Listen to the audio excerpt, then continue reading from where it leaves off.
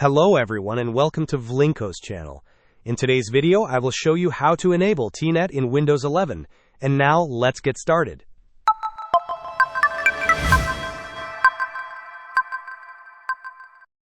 To enable Telnet on your Windows 11 system, the process is quite straightforward.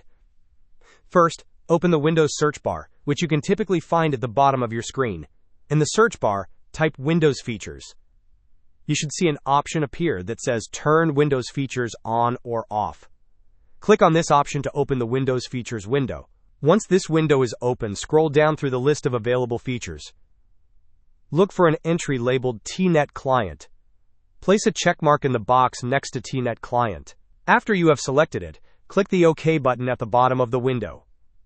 Windows will then apply the necessary changes to enable Telnet for your system. Hope this was helpful. Don't forget to like and subscribe if you enjoyed. As always, thanks for watching, and I will see you in the next video.